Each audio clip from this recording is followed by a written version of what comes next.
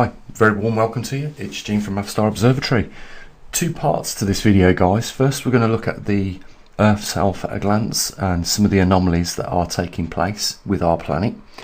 And there is every reason you should be interested in that, because you are an inhabitant of this world and you live on it, and things are changing. And when they do, that could change, the way you go about your business on this planet and your families and loved ones. Simple as that.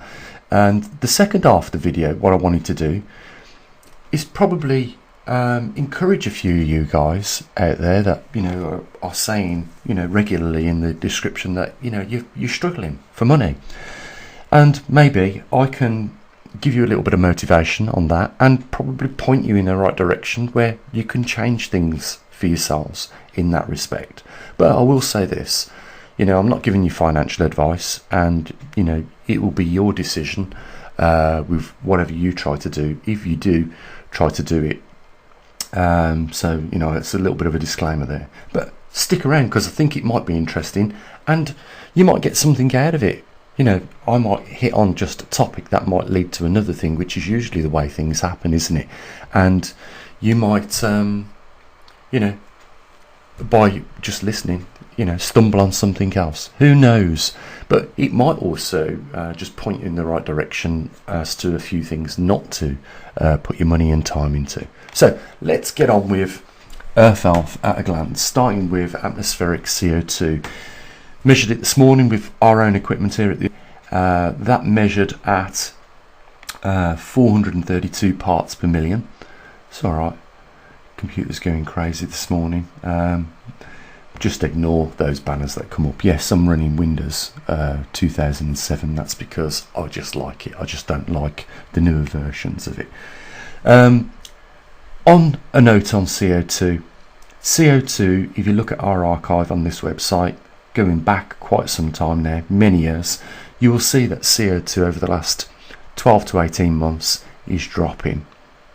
Now, just bear that in mind, because your mainstream organisations, scientific bodies, government officials, the United Nations, the European Union, and all the others are all still saying that we need to do something about CO2, and they are dramatically changing policies which will affect us all, if not already, in the coming future. I'm not talking decades here, I'm talking less than decades. But here's a point, just a quick point on this.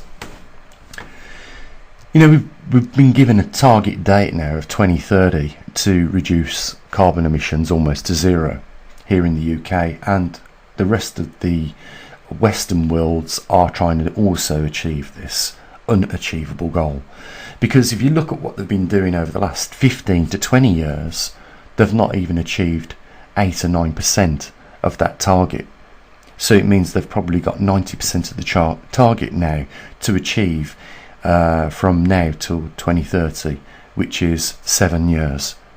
I think you will agree with me, they're not going to hit that target. But what they will do in the meantime is corruptively funnel that money into their crooked partners and friends' pockets, and we as the taxpayer will inevitably have to pick up that bill, and it is damaging the global economic climate. I guarantee you that. Green policies are disasters, and along with green policies, the other policies that these government officials that we've got at the moment, who are highly corrupt, are not going to make our lives any better for the foreseeable future. It is only going to get worse with the accumulative policies that they will continue to push out on all us individuals. So, in a nutshell, CO2 is dropping, but you corrupt policymakers and lawmakers and government officials just simply don't want to tell you that, because it is a lucrative trillion-dollar or multi-trillion-dollar industry, and that's why. And it isn't going to change, and they can't hit the targets in any case, because going on the last 15 years they've done an appalling job. Okay, moving on. Atmospheric oxygen, it is always the same, and I've got two ways of measuring this. I've got the state-of-the-art Luminox sensor, running off an Arduino breakout board with a bit of other electronics to convert the data over, which I built myself. That was so I could monitor very easily by the flick of a switch atmospheric oxygen, or if I was doing an experiment, I allowed a plunge filter to be fitted onto it, so I could put probes into, you know, contained environments and test, you know, the oxygen levels in them environments, because oxygen can have effects on experiments. So that's why we built the Illuminox oxygen sensor. And not only that, I did note that on YouTube there was a lot of people saying that, you know, with all the combustion engines we've got, you know, clanking away in the world, we're consuming oxygen at a massive rate, which is not ever going to affect the reservoir of 21 nearly % in our atmosphere. It's a huge reservoir. I would be more concerned that it's almost at levels of igniting all the other elements in our atmosphere, because we know that when oxygen mixes with the fuel, it becomes, you know, a possible combustible product, let's just say that. We've got the latest magnetic North Pole position. I did say there was two ways. The other way is very simple. You use a graduated pipette with a hole in the bottom, put a little bit of wire wool in there, soaked in a little bit of vinegar, and what that causes is a chemical reaction of oxidation, so it transfers the environment of the graduated pipette.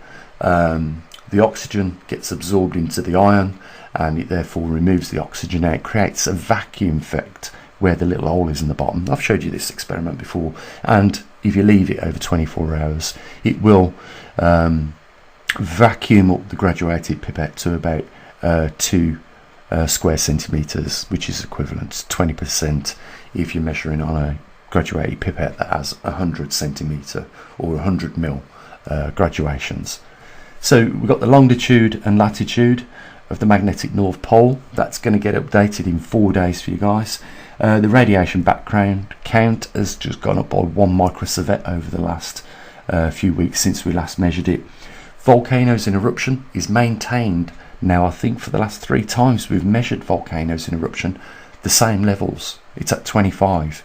If anything, guys, volcanic activity over the last 5 years has dropped by say 4 volcanoes on top of what we normally measure it at, which is probably about, off the top of my head, 8% or something like that. We've got the largest earthquake in the last 24 hours. I get that data from USGS.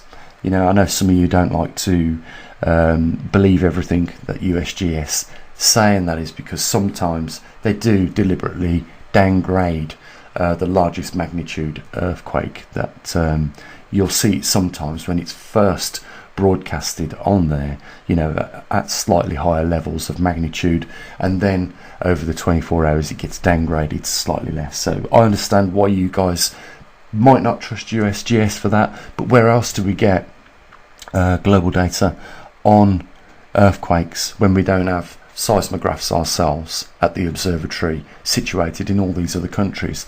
We can only guarantee the data we collect off our own equipment, which is CO2, oxygen. We've got the TriMag, which does the pinpoint location of the magnetic North Pole, and we've got a few magnetometers in different locations of this world. I do, without trying to deviate too much, I do want to build some more magnetometers and muon detectors and get them out there into the field so that we can gather more data. When we've got more data coming in from different locations, we have better results. Simple as that. We understand better what is going on with our world with regards to that particular field of interest, like background radiation, muon counts and things like that.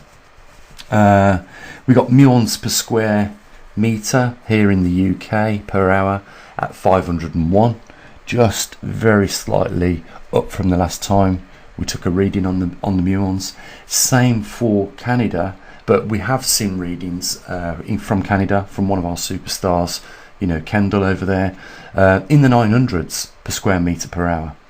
So it has dropped recently, slightly, and we're seeing the same, sometimes here repeated in the UK. But what you've got to remember when we're looking at the magnetic intensity, we're in a different environment to what Canada's in. What we should be seeing is, further increases in muons as the magnetic intensity over Canada depletes more. So, we should be seeing that. But these things that we're looking at in some details have large inertias, and therefore the larger the inertia, the longer it's going to take for things to come out. I mean, and also let's face it, they're not 100% predictable. You can only do your best with the data that you're gathering, and if the data is slow progression, like what we see with the magnetic polegration over the northern hemisphere, that's just the way it is. But I believe in doing something honest here, truthfully and honestly, and that is recording it as you get it. Sometimes I get slated. I got slated for the magnetic North Pole not reaching 40 degrees in March. Nothing I can do about that. I don't have a controlled room where I pull the levers and the Earth's dynamo that generates the magnetosphere and the dipoles to change. I don't have that equipment. I just have to record it simply the way it is and do it honestly. I believe when you're doing things like that, you're going to have a clearer picture. And I have been criticised as well with the resolution at which we record the trimag data at every 3 seconds. They've said it's like watching paint dry, Gene. It must be. Well, it's not the point. We're here in a time where the Earth went through a last migration 780,000 years ago, and went through a excursion, which is a temporary migration where it reverts back to its original position 12,000 years ago. And I think that that's good enough reason to do it on a resolution of 3 seconds, because we will have probably the most in-depth data collection on this magnetic pole when it reverses than any other organisation in this world, because I guarantee you, I don't think that they are recording on a resolution of every 3 seconds like we are. Okay, so we've got sunspot numbers up 4 from the last time we measured, which was 5. Muon per square metre, so we'll just go back to that. In Canada is at 704 per square metre per hour. Yeah, we got the geomagnetic field, which is quiet at the moment, and so is solar X-rays. Our jet streams on our planet are unstable, and we know why that is. We got more radiation inbound from the heliosphere, which protects our solar system from cosmic rays, and then our primary shield is weakened by around 20 to 25%, which is our primary protective shield that protects us and our atmosphere from more inbound cosmic rays. And as a result of the two together, I dare say that we're seeing compounding effects which are affecting our jet streams inevitably, which then changes, as you would expect, the climate on our world. So that's Earth Alpha at a glance. Okay, so let's talk about some possible ways of making money, so that you can, probably think about having a passive income, or building something where you can sell that something. And let's just talk about some of the implications that are involved in that, just very briefly. At the end of the day, I've had a lot of experience in businesses. I've owned a few. I don't mind talking about them with you guys. But the main thing here is what we're trying to do is use our comment section proactively as a brainstorming platform where you might have ideas of how other people can probably boost their monthly incomes to get through these high inflations and higher interest rates at this present time, and maybe enable them to get the bug out bag sorted, get a food storage sorted, maybe even in a real nice situation they're able to go out and buy a small holding, an acre, half acre, quarter of acre, or get together with 4 other people and buy an acre and split it up. Somewhere for them and their families to go in case of a crisis. Okay, so let's talk about a few of these things that people can do, and let's try and work out together the pros and cons. Okay, let's get on with it. So there is literally lots of ways you can make money, and it's like everything else. If it's high risk, you might make money quick. If it's low risk, it might take you a while to earn it. I mean, we're looking at the bullion vault stock prices going back to 2018 in July to the current day. If you invested in gold back then, you would have paid £911 GDP for 1 ounce, and that is now selling for currently 1,600. So you'd have made £700 if you'd have brought 5 years ago. But £700 over a 5-year period is not particularly a lot of money, and if you work it out over the month how much that is and break that 700 down by a 5-year period, you'll see that it's not a lot of money, it's not money that you can live on. And the other thing is that people like me and you can't afford to invest millions of pounds to actually make some decent quantities of money out of gold. For me, the margins are too small and it takes too long, even though over a long-term period of time it is an investment. Let's face it, gold is going up in value and has been since 2018, and that's no big secret. But what I wanted to show you is just a breakdown of what a lot of these companies don't do honestly enough. And I think if you did what I just told you to do, break £700 down over 5 years into months increments, you're going to find out how much if you're just buying 1 ounce of gold you're going to earn. Now 1 ounce of gold to buy today is, like you can see, £1,600. So how many of them £1,600 can you actually afford to invest over the next 5 years? Because it's likely that gold is going to continue going up in value, especially when we look at how the fiat currency is being printed up in the Western worlds. America's just done another couple of trillion, haven't they? And we know that the UK have done the same, as well as European countries. We know that some countries that have done it too much, like Brazil, have ruined the currency, and that is inevitably what will happen if you keep doing it. There's a lot of financial experts on YouTube that will all say one thing. Yes, it's a bad thing. It can lead to the economic collapse of the global reserve currency, which is the dollar. But when that'll happen is nobody's best guess. But if our governments, think about this, someone mentioned this in a comment section the other day, if governments can just print up money when they want, why do they bother even collecting taxes in the first place? Why not just print up the money that you need? We know that they're doing it, and we know why they're doing it. It's because a lot of this money's going into green projects, it's going into their own back pockets. But what I'm trying to show you here is even gold, solid investments like gold and other valuable metals are long-term investments which require a lot of money to purchase even 1 ounce.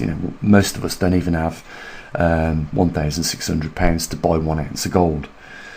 But Bitcoin's the same, and Bitcoin is probably a little bit more riskier, and people will criticise me for this, but you can say what you want. I understand the aspects of Bitcoin. I've done my amount of hours looking into it. I understand what the beauty of it is. That this can't be continuously created like our dollars and our pounds and things like that. So I understand the beauty of it, but I do know people that have lost money on Bitcoin.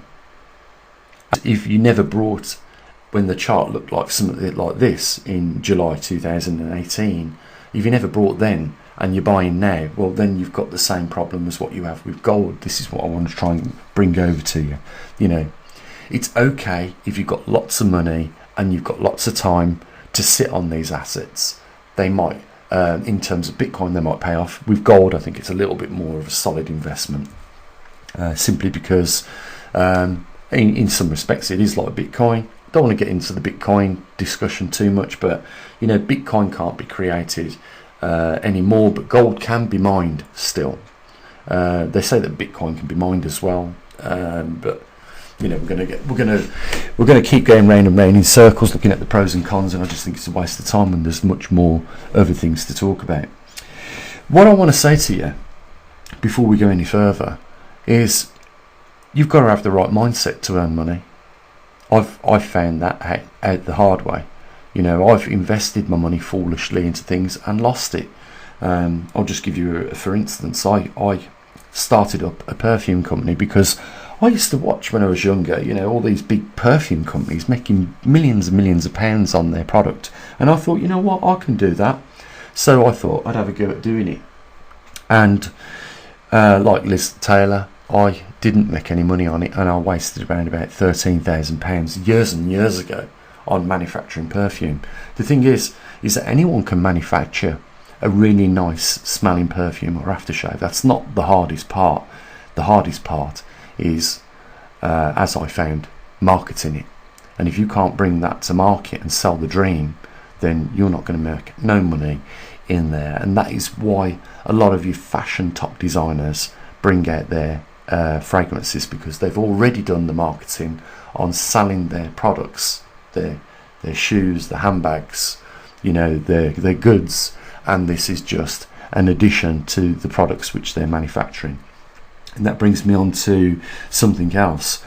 You know, you can make something, or you can invest in something. You know, that is probably one of the two most common ways of earning money. Or you can sell your time as labour. But selling your time is selling probably one of the most valuable assets to you. And if you're prepared to sell it at, you know, a rate of £10-15 an hour, then you already know from the moment you accept that hourly rate what your maximum income could possibly be. And you could work it out if you wanted to over a 24-hour period for the 365 days a year. And you know as well as I know, you can't work 24 hours every day, but you could calculate your maximum earning potential if you could do that. If you wanted to be a little bit more honest, you would just take that from Monday to Friday, like most people work, maybe doing 12 hours a day. If you wanted to, throw in another Saturday, and there's your maximum potential. So, you know, selling your labour for an hourly rate is probably the worst thing you can do. What you really want to do is get into making money in line of I'm trying to think of the word. It's a really common word. I can't think. It'll probably come to me. Anyhow, I mean, it's like making that's it. Passive incomes is probably the best way, or actually manufacturing something. But the like the gold investment and the Bitcoin and all the other commodities like crude oil, this, that, and the other, you know, they're long term. If you're going to manufacture something, you know, you've got a lot of work ahead of you. It's probably going to take you 3 to 5 years to establish your business to a point where it might make its first million over that period of time. And then you might probably want to fractionalise that business in a way of, you know, putting it onto the stock market so you can sell shares. Then you can reinvest some of that money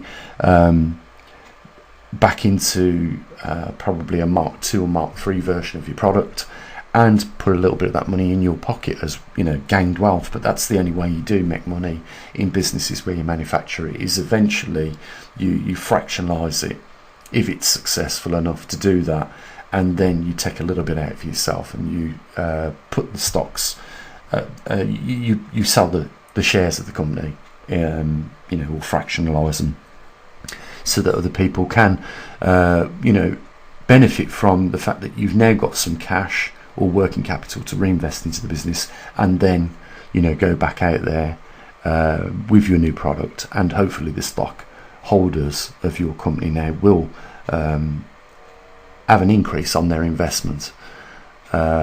because now you've got a better product than what you had to start with, and that's the way that works. Or you can, you can invest in these, stocks and shares. You could invest in the top 100 companies in any particular country, which is probably a lesser risk than what some people foolishly think they can do, like, studying, many hours a week, what's going on with particular companies that, they might get wind through a friend that one of the CEOs of the company is going to do something radical, which is either going to drop the share prices or increase the share prices. But what they don't realise, these people that think like this, is that, by the time that information gets to you and you think you're sitting on a golden nugget of information, you're going to act on that. Trust me, it's already been done. You're already too late in the market to do something about it. That's usually the case. I wanted to just say something to you. I know it doesn't sound very positive because it's not easy to create something that you want to manufacture, because there's when you start going into these things, there's tooling costs. You definitely don't want to, when you're starting a business, if you can help it, have employees, because employees are a massive drain on new companies' working capital. So you want to do something in the field that you're good at, that other people can benefit from. So if you're a program writer, write a program that does something great. It's something that you can write yourself, and then you've got to market it, which is always going to be the problem with a lot of businesses. If you can't bring something to market, you're just as going to be as poor as Nikola Tesla.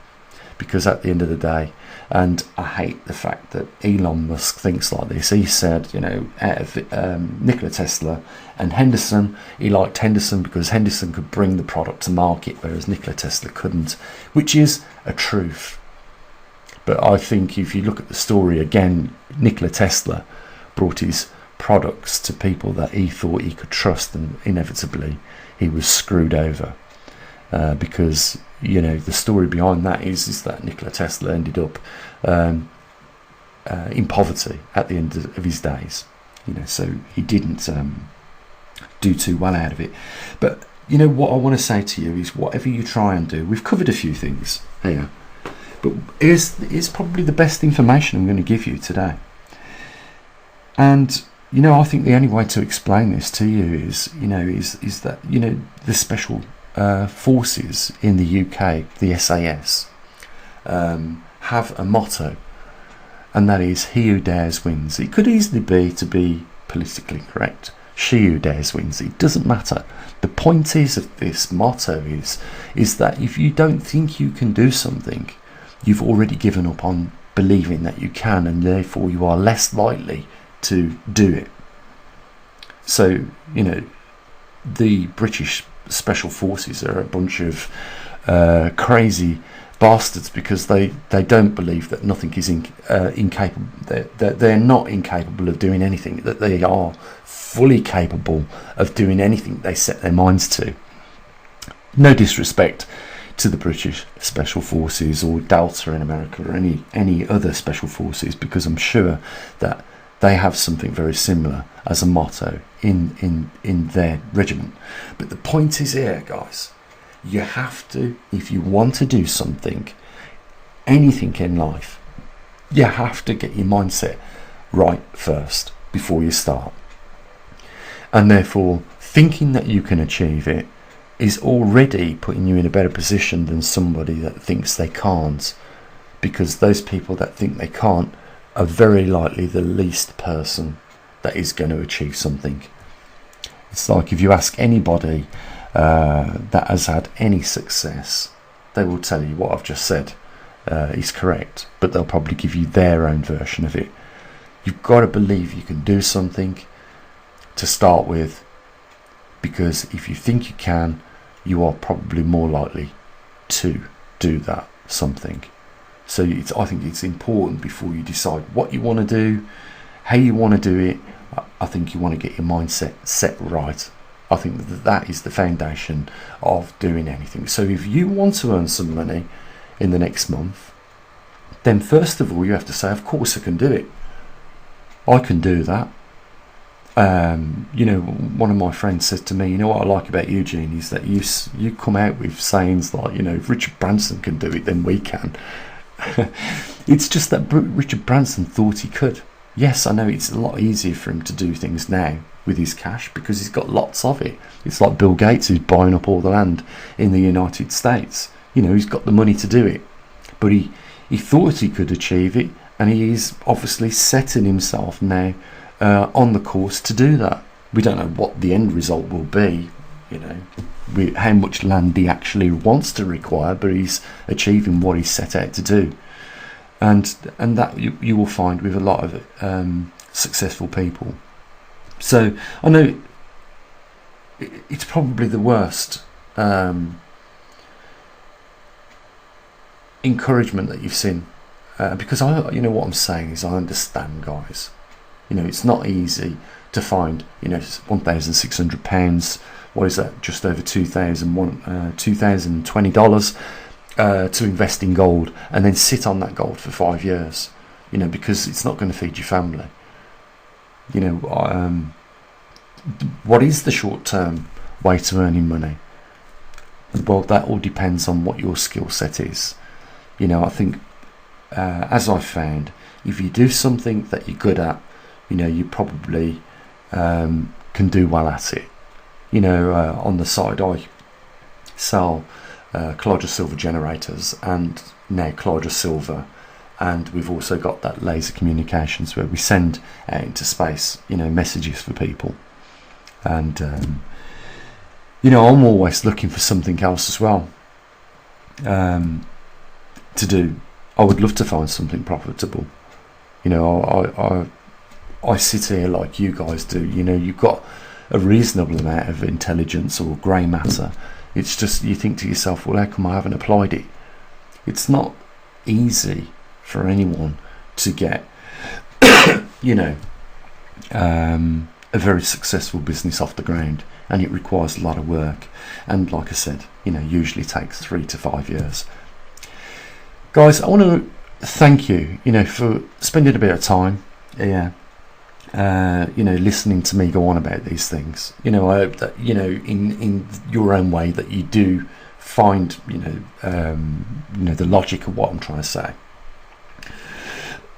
And like I said, you know, in 4 days' time, we'll do the Earth Alpha at a glance for you. So, sorry, not the Earth Alpha at a glance, the latest magnetic North Pole position. Sorry, I've got a cough. So, you know, tune in then, and use the comments section as a brainstorming room for yourselves. You know, I want to hear what your ideas are of making money. You know, I'm sure we're going to hear some good ones as the day progresses. And you know, again, I do this to just try and help, that's all. You know, I understand the importance of our environment, our Earth, anomalies that are taking place, and you know, I want to bring that to your attention, so that in some cases you're not frightened, in some cases, and more cases, or more so, that you're equipped with the knowledge from an honest source like our observatory on those anomalies. We don't just trawl through the internet looking for websites that specialise in these areas. We've got our own equipment, and that's the way I want to keep it for the foreseeable future for you guys. There's a link down there. You know, it would be awesome if somebody, you know, or a few people today, you know, chipped in a few bucks for the observatory. And I want to just thank those over the last few days that have done that. You know, if we can get a little bit of help, we can help a lot more people. You know, it's just 1 or 2 people that chip in, and they're individuals. But, you know, this information goes out to, you know, as you can see, around 3,000 or 4,000 people every day. 20,000 people on the website receive that information on there free. And it's, you know, I was thinking to myself today, whilst having a cup of tea, you know, what we do is exactly like a church. We put it up there for just donations only. We don't charge. It's like just like a church or a temple. You know, you walk in, you get the information for free, and only if you want to, you chuck a few coins in the donation bar. But you know, if it was in a church, or it would be a donations box or a donation plate or something like that, it's exactly the same. I think that's really nice. You know, that means you don't bar anyone that can't afford it, and those that can afford it are not mandatorily expected to. It's just down to their sheer good nature and the will to want to help their fellow human beings. Simple as that. And that's exactly what we're doing here. And that's why we don't have all the merchandise and everything else. So guys, look after your loved ones. Link down there if you want to help support us. Only one other thing to say, and that is bye for now.